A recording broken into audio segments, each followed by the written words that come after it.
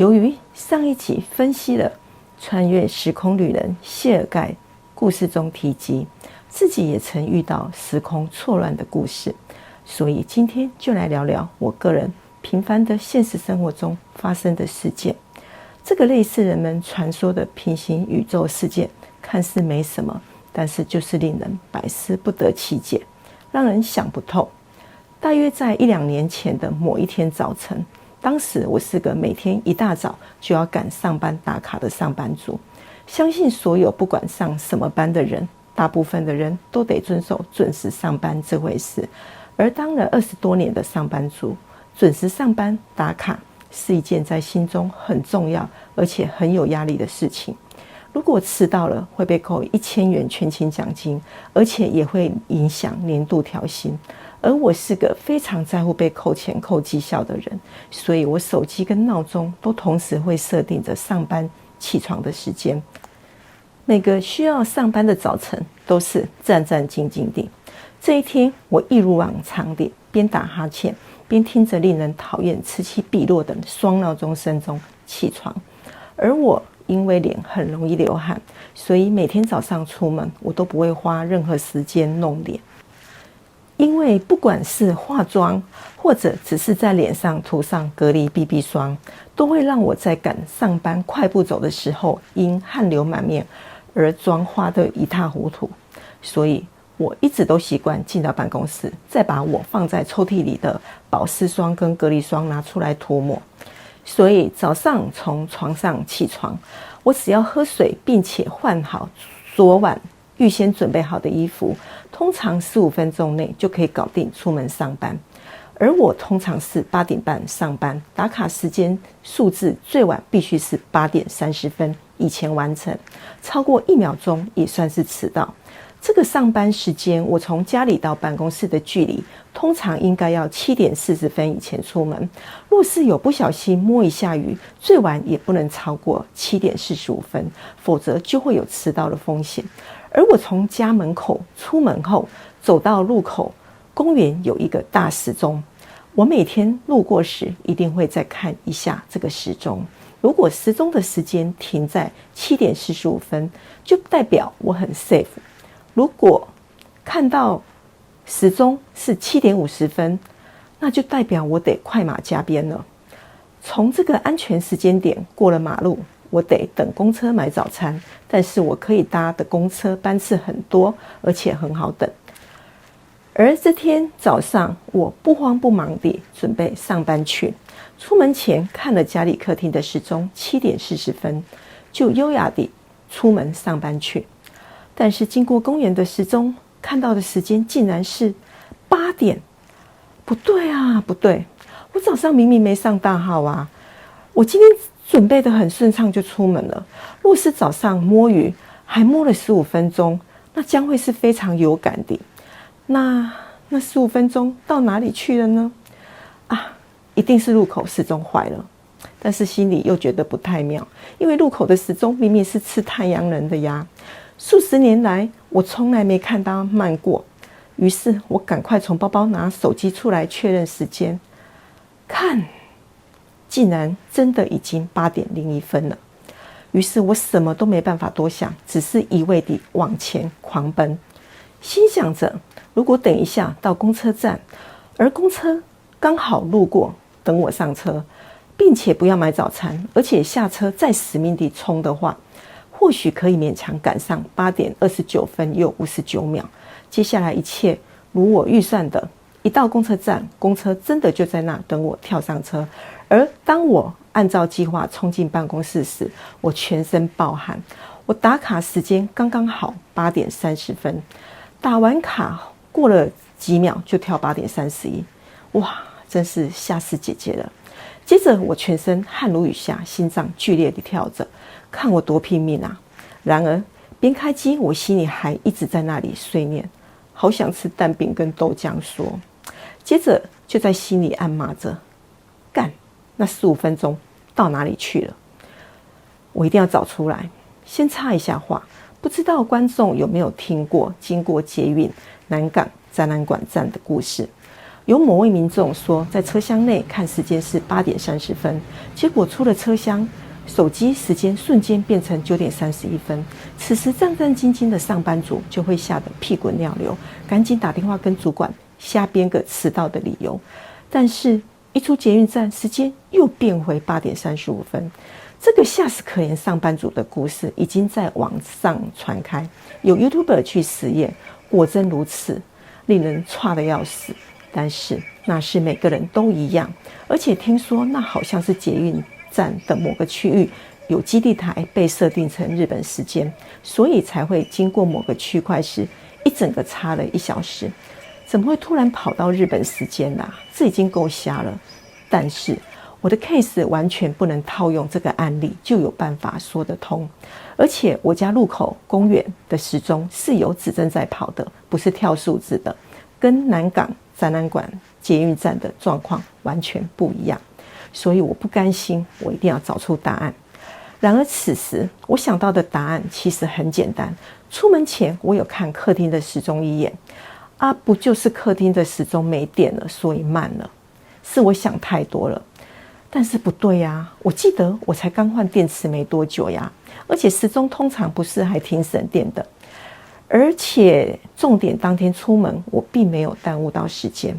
总之我那一整天就在那儿想太多，像个有毛病的人，默默地碎碎念的，害我当天工作一整个心神不宁。总之我下班后马上到便利商店买了1排电池，但是回到家冲到客厅，一拿起时钟确认时间时，真觉得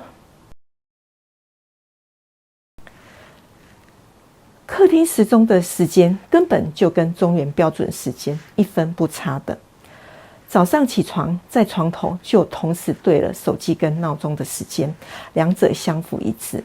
出门前也看了客厅的时钟，基本上不可能3个时间同时出错的，而路口的大时钟也和手机一致。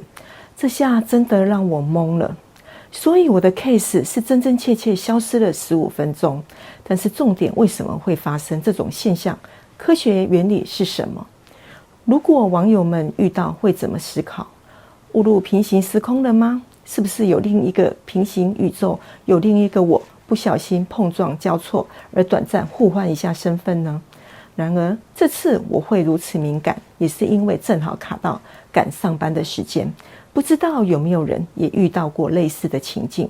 不过如果人们遇到的当下并不是正好赶上班打卡的敏感时间点，或许大部分的人也只是抓抓头，就让事情过去了，也不会多做思考的。反正15分钟对人生也不会造成重大影响。然而我本人是亲身经历者，也用心研究宇宙的真相，但是结论我认为并不是人们想象的平行宇宙这回事。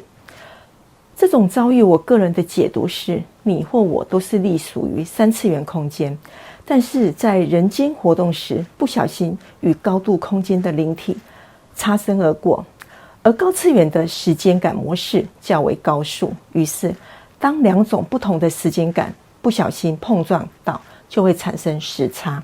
这种时差有可能快10几分钟或慢10几分钟，端看高次元灵性撞到你的时候是把你往前移或往后退。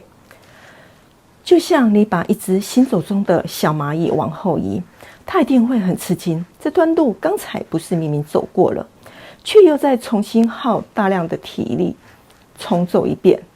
高次元的灵性是确实存在，但是它看得到你，而你却看不到它，所以他们知道碰撞了你，而你却在原地撒野猫咪，自言自语：哦，我刚刚是发生了什么事啊？我这一集遇到的 case 是快了15分钟，然而几年前也遇到时空往前15分钟，另一个事件就更不可思议，更无法解释了。后面也会再出影片说这个故事。另外今天再来说一件网络盛传的未解之谜，莱琳娜的平行宇宙穿越事件。这个事件曾在网络上引起热烈讨论后，但是贴文却又突然谜样地消失。故事发生于2008年，一位名叫莱琳娜·贾西亚的西班牙女性上班族，某天他在网站发了一篇寻求帮助的文章，他说他可能是从另外一个世界穿越过来的。那天早上他起床时发现床单颜色不同了，可是因为急着要赶上班，也没有仔细多想，就匆匆出门去了。出了家门，车子还是停在老地方，其他一切也都很正常。然而他人到了公司之后，异常的事情又出现了。首先他在办公大楼见了几个陌生人，然后发现自己办公室的门口挂着一个陌生人的名牌，这下子他真的懵了。他在这家公司做了20年了，自己的办公室闭着眼睛都能摸得透。他心想，这是怎么回事？难道我走错楼层了？可是再仔细确认，楼层没错，这是自己的办公室也没错，但是现在确实是别人的办公室了。当下莱琳娜怀疑自己是不是被解雇了。莱琳娜赶紧查看公司网页，发现自己仍然是公司的员工，只是换了个部门，换了个经理。这是怎么一回事呢？他开始觉得头皮发麻了。他立刻把钱包掏出来检查，里面的信用卡、驾照、工作证都在，上面的讯息也都完整无误。他心里就更慌了。难道是我脑子有问题，记忆错乱了吗？他没心思上班了，就跟公司请了病假去看了医生，但是医生说你一切正常啊。莱妮娜回家后越想越不对，就打电话给男朋友求助。她的男朋友名字叫奥古斯丁，他们已经约会4个月了。没想到电话那边说你打错了，没有奥古斯丁这个人。她吓得两腿发软，胆战心惊地回到了家，却发现自己还跟已经分手的前男友住在一起。他们曾经一起度过7年的时光，6个月前才刚刚分手，可是现在两人好像什么事都没发生过一样，就这么度过了奇怪的一天。隔天他硬着头皮上班去了，而日子也就平静地过了下去。但是他的心却怎么都平静不下来，左思右想，还是上网发了个贴文寻求帮助，问有没有人跟他有相同经历，他会不会是从平行世界穿越过来的呢？这到底发生了什么事？后来引发一连串讨论后，这个讨论区就突然关闭了。故事就这样吗？这么大条的事情怎么没有媒体去采访呢？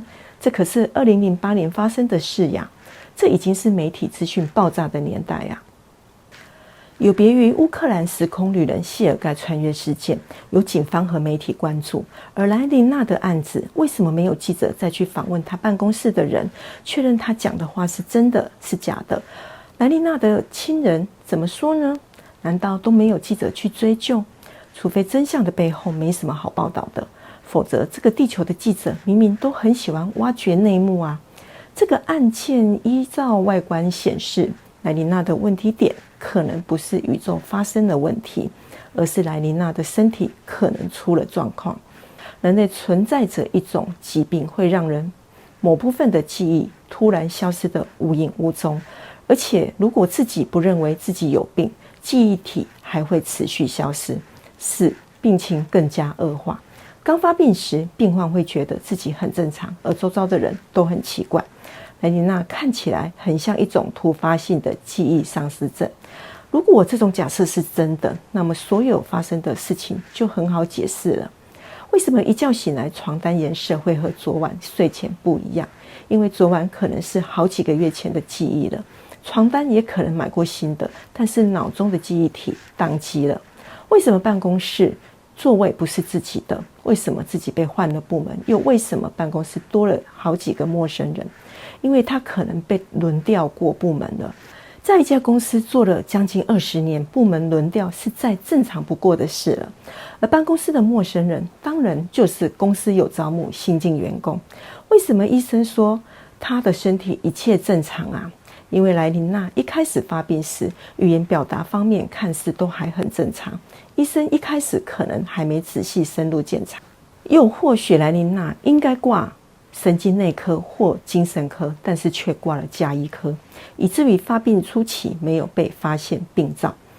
而此故是莱琳娜后来有再去找精神科医生，医生说她这是产生幻觉，但是她本人是否认医生的诊断。为什么打电话给他交往4个月的新男朋友奥古斯丁，电话那一头会说你打错了，没有奥古斯丁这个人呢？因为他跟奥古斯丁的交往可能发生了冲突性令他不能接受的原因分手了，而奥古斯丁早已搬离了住处。为什么回家后莱妮娜发现自己还跟已经分手的前男友住在一起？因为莱妮娜跟奥古斯丁分手后可能又跟前男友复合了呀，也有可能与奥古斯丁分手时发生激烈的争执而刺激到他的脑子。他的亲友有可能刻意避免再跟他提及奥古斯丁这个名字，避免触及他的伤口。然而一切的一切看起来都是莱琳娜脑袋的记忆体受到严重的刺激而突发性地消失了。最后为什么会把引发讨论的穿越平行时空贴文删除？那就是有可能后来莱琳娜的病情终于被医生确诊出来，找到她真正的病因了。你们知道人类脑袋的记忆体突然消失有多可怕多可怜吗？我有一个朋友的爸爸得了阿兹海默症，他爸爸脑海中的记忆体一点一滴消失。后来我的朋友都已经40多岁的人了，但是他爸爸会突然慌张地说，他今天怎么没出去工作？若没工作，孩子们要读书，要吃饭，要跟他拿钱，他该怎么办？我朋友的爸爸辛苦了一辈子，终于可以不必工作，享受老年生活，但是却因脑袋的记忆体消失，使得灵魂的记忆仍然停留在他人生中最辛苦的阶段，是不是很可怜？但是当然记忆体不一定都停留在人生辛苦的阶段。我也有朋友说，他奶奶记忆体停留在无忧无虑的18岁，一个老人家却常常流露出少女的微笑。朋友反而觉得奶奶没有烦恼，挺幸福的。我曾看日本医学节目讨论阿兹海默症初期发病的病患，专科的医生说，如果是自己知道自己承认记忆体出了问题，自己积极寻求医生帮助并且配合治疗，通常还有救。